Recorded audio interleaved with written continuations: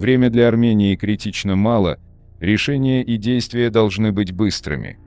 В своей новой статье Эдуард Аракелян, который является военным экспертом Ереванского регионального центра демократии и безопасности, пишет о текущей ситуации в военно-промышленной сфере Армении.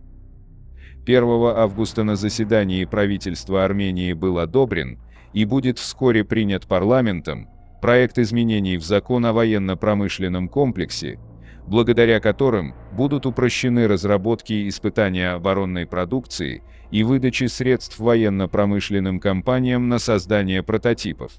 Одна из причин внесения изменений – превышение требований Министерства обороны при создании прототипов и проведение больших количеств испытаний над бюджетными возможностями Министерства высоких технологий, под чьим ведением и находятся предприятия, входящие в систему ВПК Армении. По словам министра высоких технологий, будут устранены многие бюрократические процедуры, замедляющие процесс испытаний и принятия на вооружение военной продукции. Времени у Армении совсем немного, решения и действия должны приниматься и совершаться быстро. Заседанию правительства по внесению изменений в закон предшествовал визит министра высоких технологий Армении в цех компании «Арагец», занимающейся сборкой технических устройств для бронетехники, тепловизионных прицелов для ПТРК, ПЗРК и стрелкового оружия и тепловизионных наблюдательных приборов, а также поход в цех компании «Давара» группы депутатов фракции правящей партии из Постоянной комиссии по вопросам обороны и безопасности Андраника Кочеряна и Армена Хачатряна и неизвестно в каком качестве, оказавшейся в компании с ними депутата Гургена Арсеняна. Отметим, что компания «Давара» производит барражирующие боеприпасы под маркой ДЭФ и различные беспилотные системы и роботизированные платформы. Судя по фотографиям из производственных помещений Арагец-министру, были продемонстрированы ряд вооружений, оснащенных оптическими тепловизионными приборами, и среди них выделялся советский противотанковый ракетный комплекс «Фагот-Конкурс» с тепловизионным прицельным приспособлением армянского производства. ПТРК «Фагот-Конкурс» является противотанковым комплексом второго поколения, причем самых ранних типов, с полуавтоматической системой наведения, когда оператор должен оставаться неподвижным до поражения объекта, удерживая прицельную марку на цели, и армянские производители добавили к нему возможность отстреливаться в ночных условиях. В то время, когда многие армии мира, в том числе и наш прямой, непосредственный противник, активно вооружается противотанковыми ракетами третьего поколения, работающие по принципу «выстрелил и забыл», причем многие объекты и техника армянской армии были поражены во время войны 2020 года ракетами такого типа. Армянская армия продолжает делать основную ставку на старые образцы ПТРК, которые кардинально ничего не меняют в тактике их применения, кроме функциональной возможности ночной стрельбы. Наверное, стоило бы ресурсы, затрачиваемые на модернизированную навеску устаревшего оборудования, направить на закупки современных ПТРК третьего поколения, которые массово производятся в первую очередь в таких странах, как Франция и даже Иран.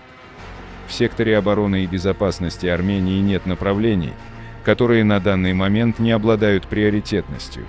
Армянская военная индустрия в общем плане ограничена по своим возможностям и может занимать узкую нишу в плане поставок для армянской армии продукции военного назначения.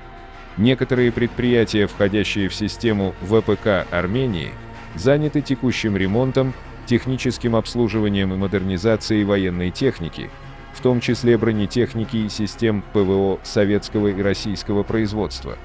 Ряд других предприятий и компаний имеют опыт в производстве минометных установок, стрелкового вооружения и боеприпасов и предлагают новые оригинальные решения в области средств наблюдения и разведки, беспилотных летательных систем и роботизированной техники.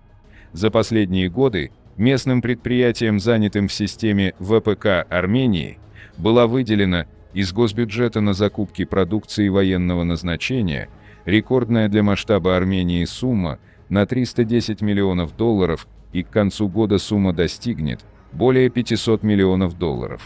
Естественно, что в дальнейшем такая мощная финансовая поддержка даст возможность местным предприятиям проводить больше исследовательских и опытно-конструкторских работ и расширить производство оборонной продукции, перейдя от производства на уровне лабораторных, в некоторых случаях можно сказать и гаражных, мощностей к заводским, то есть к массовому производству. Сейчас в систему военно-промышленного комплекса Армении входят около 25 предприятий, и правительство надеется, что к концу текущего года прибавится еще 4 предприятия. $500 миллионов – это очень большая сумма, которая может породить вопросы. Самый главный вопрос состоит в том, смогут ли местные компании и стартапы целенаправленно освоить выделенную сумму, эффективно использовать ее и, соответственно, предоставить качественный продукт для армянской армии. Естественно, это потребует усиленного контроля со стороны государства и общества. На текущий момент у Армении есть сильная внешняя зависимость в вопросах материально-технического обеспечения и поддержания боеготовности армии на достаточном для решения определенных задач уровне. Подавляющее большинство военной техники, вооружений и боеприпасов ввозилось и ввозится из-за рубежа. Поэтому военно-техническому сотрудничеству с Францией, Индией и другими странами придается первостепенное значение. Армянский ВПК может только дополнительно способствовать в комплектовании армянской армии современным вооружением, например, относительно дешевыми в производстве высокоточными средствами. И это крайне важно для Армении, так как бывший традиционный военно-технический партнер Армении не в состоянии обеспечить запросы армянской армии по многим причинам, совершенно не зависящим от Армении. По скриптум. Нужно сказать, что французские Цезари и Мистрали — это хорошо, и еще лучше, что у нас уже достаточно индийских Пинак. Однако важно понять, что нам нужна собственная военная промышленность, способная обеспечивать хотя бы 50% потребностей армянской армии. Понятно, что невозможно на 100% удовлетворять потребности армии отечественным производством.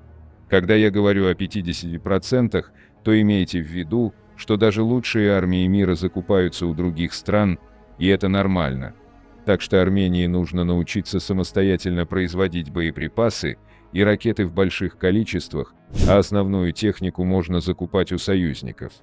Во время войны, когда заканчиваются боеприпасы, лучше иметь собственные заводы, которые будут их пополнять, а не отправлять заказ в Индию или во Францию. Надеюсь, вы поняли, что я имею в виду. Пишите ваше мнение в комментариях и подписывайтесь на наш канал, чтобы не пропустить самые важные новости региона и мира.